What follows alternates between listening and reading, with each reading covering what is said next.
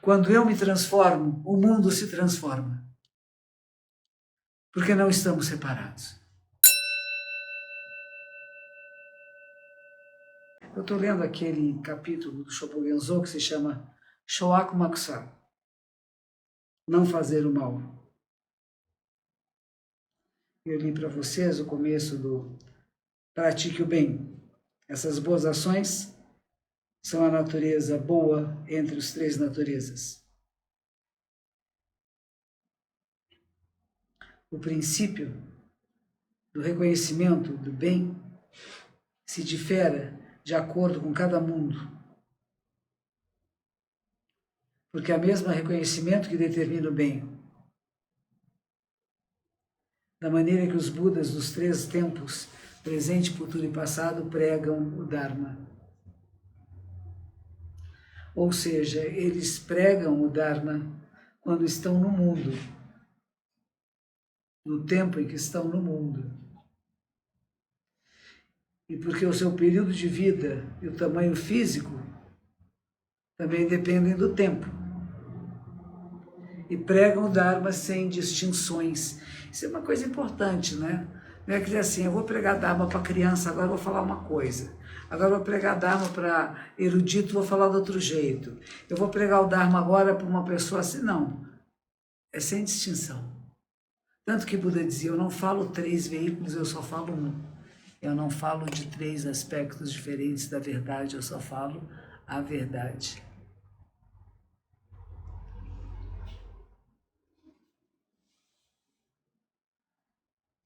Assim sendo, é o caso do bem, daqueles com capacidade para praticá-los através da fé, e também para aqueles que têm a capacidade de praticá-lo através do Dharma.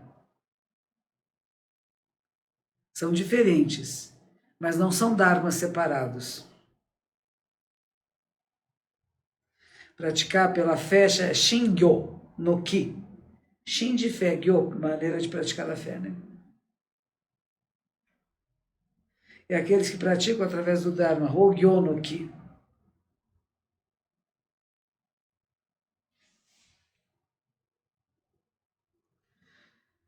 Alguns que praticam pela fé e outros pela capacidade que têm de praticar, né?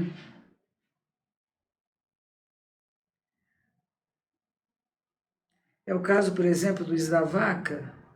Isdavaka é aquele que só quer ouvir os ensinamentos, mas não pratica. Mantendo os preceitos do Bodhisattva. Manter os preceitos do Isdavaka é quebrar os preceitos do Bodhisattva. Essa é uma frase que meu professor Maezume Hiroshi falava incessantemente, mas que faz parte do Zen, budismo japonês, na nossa tradição Soto Zen, que era uma frase de Dogen Zenji-sama. Se a gente for manter os preceitos muito ao pé da letra, nós estamos quebrando um preceito, nós não estamos sendo verdadeiros. Porque o que é adequado à circunstância? Não é a regrinha que está no livro apenas. É como usar essa régua de forma adequada, né? Então, manter os preceitos do Isdavaka é quebrar os preceitos de Bodhisattva. Quando eu entrei no mosteiro, eu tinha lido tanto sobre o que era a vida monástica, tinha tantas expectativas, né? E minha superiora dizia, joga isso fora, convive com as monjas do jeito que são, não espere nada.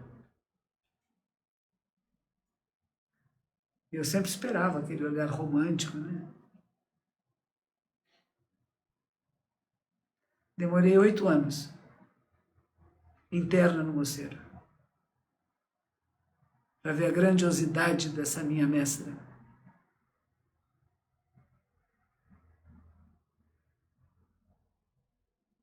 Ela era tão rígida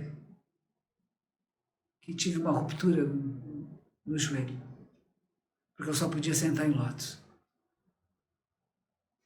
E eu forçava a minha perna. Ela fazia um cleque para entrar em lótus, fazia outro cleque para sair. E um dia que eu não ouvi, eu pisei em cima e arrebentei o joelho. Tinha uma outra monja que nós compartilhávamos o quarto alguns períodos, e ela amarrava as pernas para dormir. É uma coisa que é comum nos mosteiros cristãos.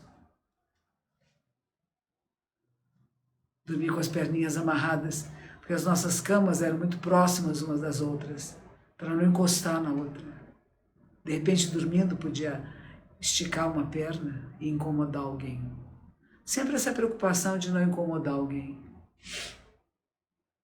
Quando vai escovar os dentes, a gente cospe na pia bem de pertinho para não espirrar a saliva, a água com pasta de dentes ou restos de alimentos nas proximidades e nem perto das outras pessoas. Quando tomava banho também. Tinha uma concha para você tirar a água de dentro da banheira quente e pôr na sua bacia, onde você usava sabonete, uma toalha para se lavar. Você não entrava, não põe sabão dentro do banho, né? E a ideia é que você não espalhasse a água do seu corpo, a água com sabão, que tem a sua gordura, perto de outras pessoas que pudessem estar próximas. Dizem que Sawaki Kodoroshi era muito hábil em fazê-lo.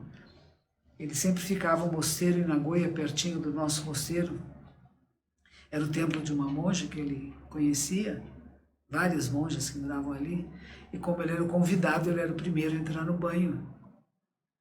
Diz que quando saía, tinha uma rodinha pequenininha no chão, que ele só molhou um pedacinho. Ele não espalhava água para todos os lados. Um cuidado, né?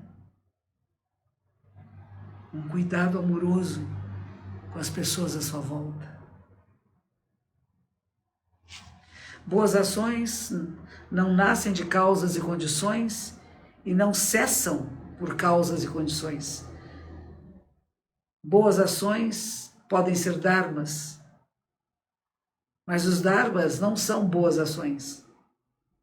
Causa e condição, surgir e cessar, e boas ações são o mesmo nisto. Quando a cabeça está correta, o rabo está correto. Nós podemos falar boas ações são praticar, mas não é o eu, e não é sabido pelo eu, e não é outro, e não é conhecido pelo outro. Porque no saber e ver do eu e outro, existe eu e outro em conhecer o eu e o outro em ver. O olho vivo de cada um é o sol e a lua. Isto é praticar.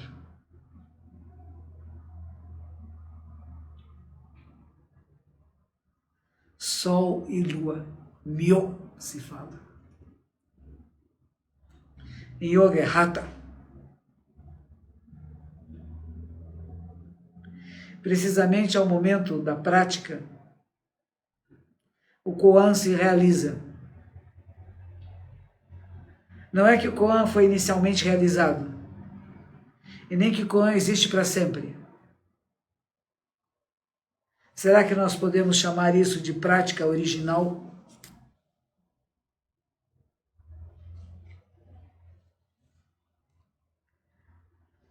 Que face você tinha antes de seus pais nascerem?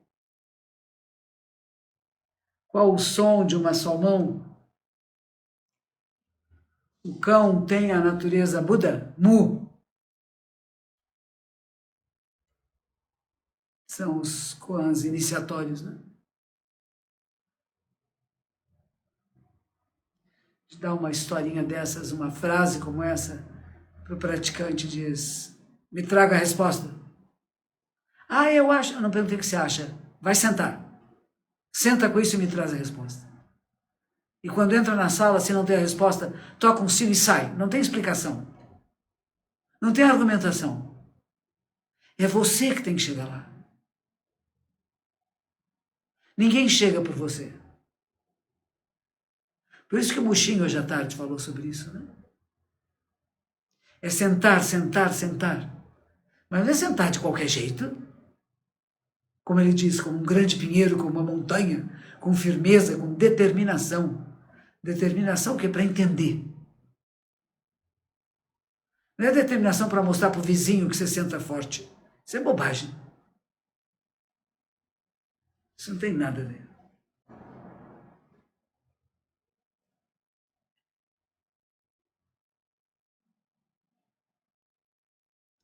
Fazer o bem pode ser praticar, mas não deve ser assim calculado. A prática aqui, ou praticar, pode ser o olho vivo, que não está calculando. Não apareceu a fim de calcular dharmas. O cálculo de um olho vivo não é o mesmo do cálculo de outros dharmas. Não ficamos calculando o quanto eu posso, o quanto eu sei, o quanto eu tenho, quanto que o outro tem. Será que se eu fizer isso eu vou ter vantagens ou desvantagens? Boas ações não são existentes nem não existentes, forma ou vazio ou semelhantes, eles são apenas praticar. Onde quer que surja, onde quer que apareçam, são apenas praticar. E nesta prática, sempre há a realização, a autenticação de boas ações. Baker Roshi, que foi o sucessor de Suzuki Shunryu Roshi em San Francisco Zen Center, ele usava muito essa expressão. Nós temos que autenticar o Dharma. Como a gente vai num cartório, né? E autentica a nossa assinatura. Reconhecer a assinatura. Não é que você está fazendo a assinatura pela primeira vez. É autenticada, é reconhecida como autêntica, como verdadeira. Isso é praticar.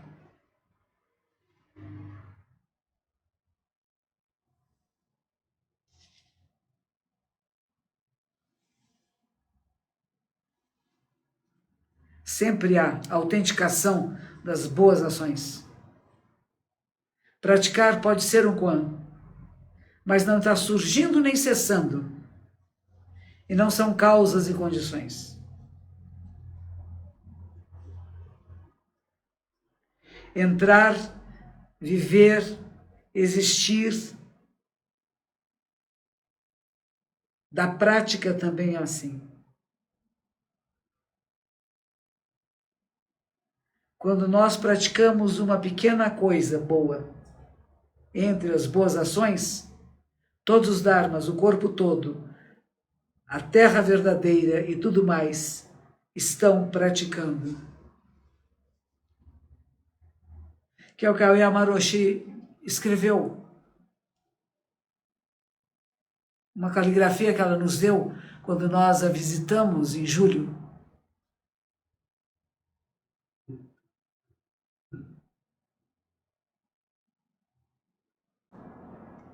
Quando eu me transformo, o mundo se transforma. Porque não estamos separados.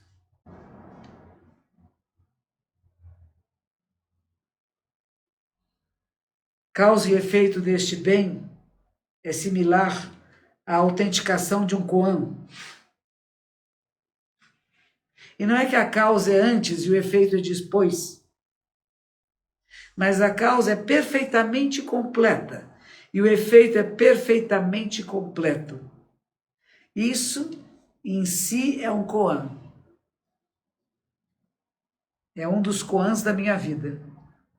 A causa é completa em si mesma, ela não é antes do efeito.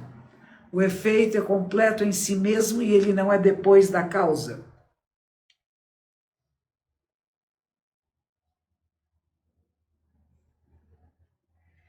Causas são iguais, os dharmas são iguais, os efeitos são iguais, os dharmas são iguais.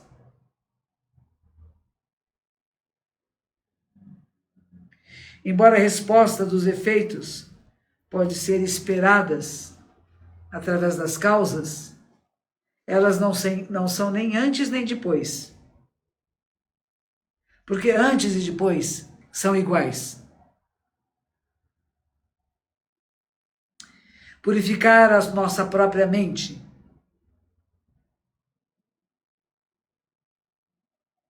é um dos não fazer. É purificação do não fazer.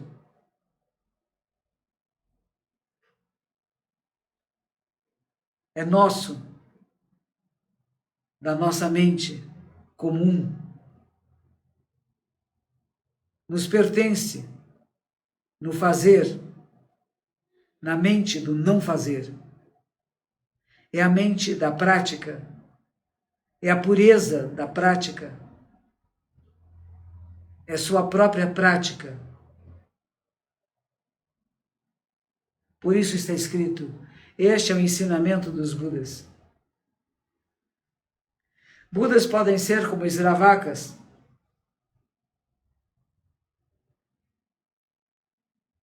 embora possa haver similaridades e dissimilaridades com Sravakas. Todos os Sravakas não são os Budas. Ou podem ser como os Chakravartins, são os reis das rodas giratórias, né? Entretanto, todos os Chakravartins não são todos os Budas.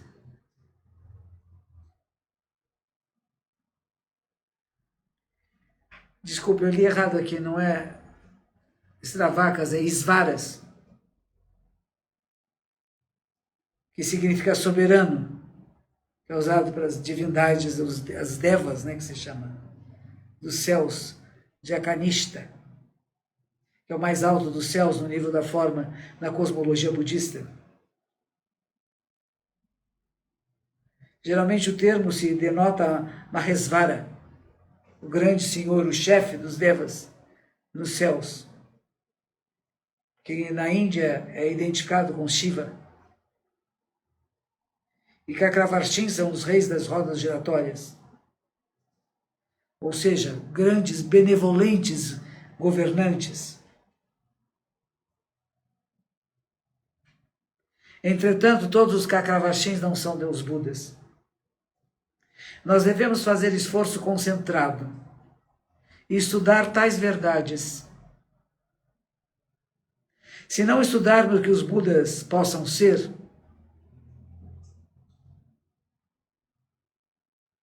o que parece que nós estivermos praticando em vão,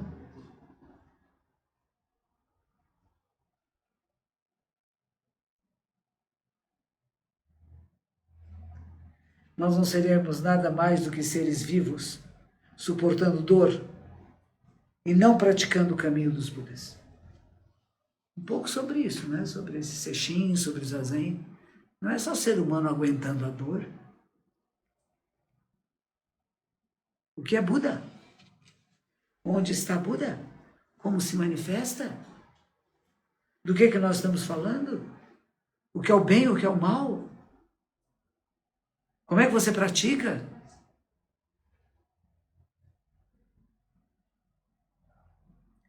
Não fazer, não produzir e praticar é trabalho do burro que ainda não veio e é trabalho do cavalo que já chegou. Essas são outras expressões daquela época, né? Lembra que Joshu pergunta para o mestre Joshu, esse do Kuan-Mu, para que serve a ponte de Joshu? Diz, aqui passam burros e passam cavalos. Todos são bem-vindos, sem exceção. Aqui não entram só meus amiguinhos, as pessoas da minha família, aqueles que me identifico com. Não faço grupos especiais. Aqui só entra brasileiro, aqui só entra japonês, aqui só entra russo, aqui só entra alemão, italiano, não é nada disso. Todos são bem-vindos.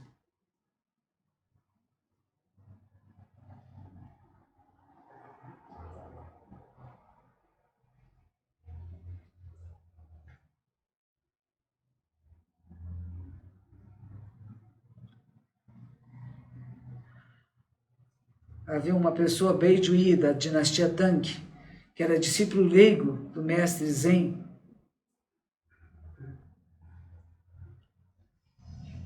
É Haku Kyoi. Ele era discípulo de Luhmann. Enfim, são nomes que para vocês podem não significar nada, mas eram grandes mestres do passado na China, né? Ele era neto de outro grande mestre.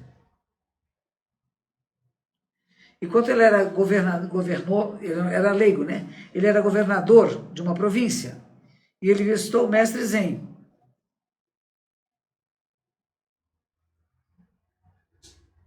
No ninho do pássaro, Daolin.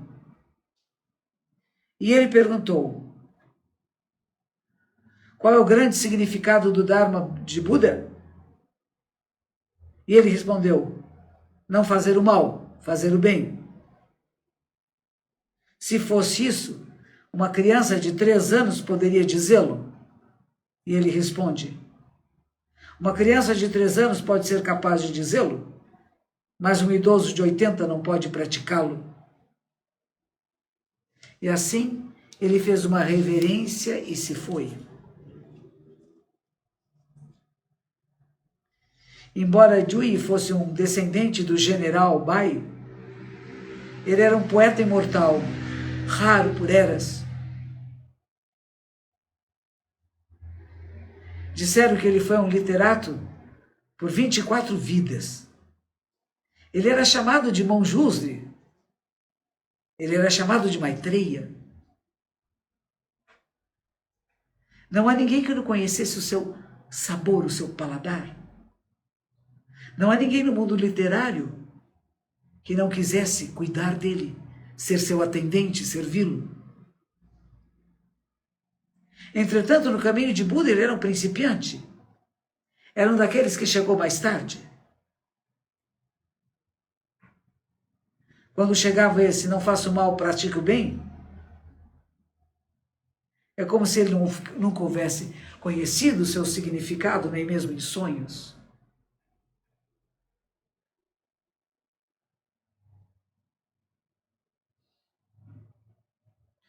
E ele explica, né? Que esse é o princípio dos Budas. Não faço mal, faço bem. Budas de miríades, de eras do passado e do presente. E disso ele nada sabia. Ele não havia ouvido nada sobre isso. Porque ele não havia colocado um pé que fosse no local dos Budas, no local do Dharma de Buda. E faltava a ele o poder do Dharma de Buda. Por isso ele fala dessa forma. Mesmo admoestá-lo contra os males intencionalmente cometidos, mesmo encorajar o bem intencionalmente cometido, deve ser o não produzir realizado, o não fazer realizado. Sumarizando, no Dharma de Buda, o que primeiro se ouve é a companhia de um amigo sábio. E o ultimato, e o último que acontece é o fruto, que é o mesmo. Isto significa correto da cabeça aos pés. Elas falam correto da cabeça ao rabo, né? É chamado causa maravilhosa, efeito maravilhoso. É chamado causa Buda, efeito Buda. Desde que causa e efeito no caminho dos Budas não são teorias de maturação diferenciada ou continuidade. Não é causa Buda que não possamos experimentar o efeito Buda. E Daolin exprimiu esse princípio, porque ele era o Dharma de Buda. E mesmo que os males tenham preenchido, transbordado todos os mundos, em infinitos níveis, e engolido todos os dharmas, de muitos níveis, esta é a liberação do não fazer. E assim sendo, as boas ações são boas no começo, no meio e no fim. São de tal natureza, de marcas, de substância, de poder e assim por diante, da não prática. E como ele nunca havia visto os traços, as pegadas desse caminho, ele diz que até uma criança de 3 anos podia dizê-lo. Ele não tinha o poder nele mesmo de compreender o que ele estava falando. Quão lamentável o que você disse. É porque você não ouviu ainda o estilo dos Budas. Você conhece uma criança de 3? Você sabe o princípio de uma criança que acaba de nascer? Aqueles que conhecem uma criança de 3 podem conhecer os Budas dos 3 períodos de tempo. E aqueles que não conhecem os Budas dos 3 períodos de tempo, presente, passado e futuro, como poderiam conhecer uma criança de 3? Como conhecer uma criança de 3? Não pense que estar de face com alguma coisa é conhecê-lo. Não pense que se você não está de face, você não o conhece.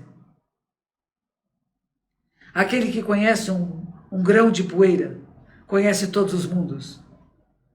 Aquele que penetra um único grão de poeira, penetra todos os mundos. Aquele que não penetrou os miríades dharmas, não penetrou um único dharma.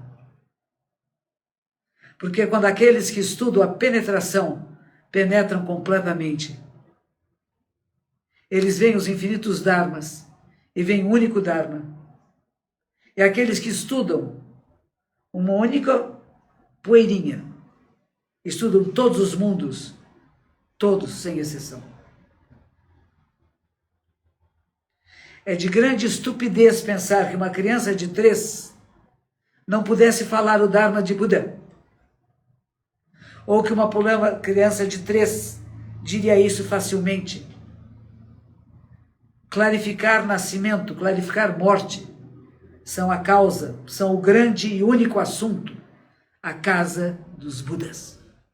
Um dos papéis da transmissão do Dharma é exatamente esse, né?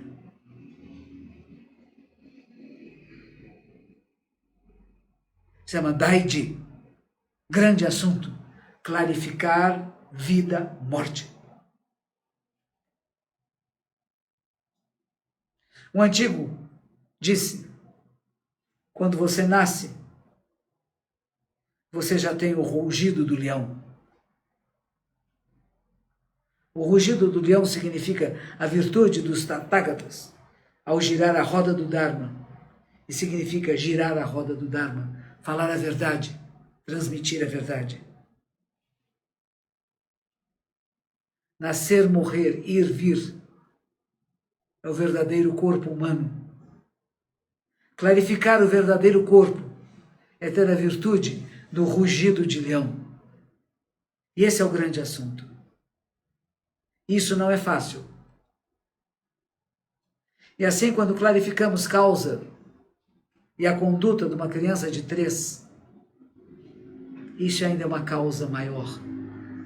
Porque as suas similaridades e dissimilaridades com a conduta é a causa dos Budas dos 3 tempos. Tolo Jui, nunca tendo ouvido que uma criança de 3 poderia dizer, como poderia suspeitar que tinha alguma coisa a ver com o que ele falava? Ele não ouviu a voz de Daolin, mais óbvia do que um thunder, um trovão. Era como se dissesse, você não pode falar nada. Até uma criança de 3 anos poderia dizê-lo. É não ouvir uma criança de 3 anos, é não ouvir o rugido do leão. Ele completamente perdeu o ponto principal do girar a roda do Dharma. E o mestre Zen, incapaz de conter a sua piedade, sua compaixão, falou de novo. Uma criança de 3 pode ser capaz de dizê-lo, mas um idoso de 80 não pode praticá-lo. Porque ele está dizendo que uma criança de 3 tem palavras capazes de dizê-lo. Mas precisamos investigar isso muito bem. E o de 80 anos tem palavras que ele não pode praticar. E você também precisa estudar isso em profundidade. O que a criança é capaz de dizer? Você que deve descobrir. Depende de você. E, entretanto, não é só de você.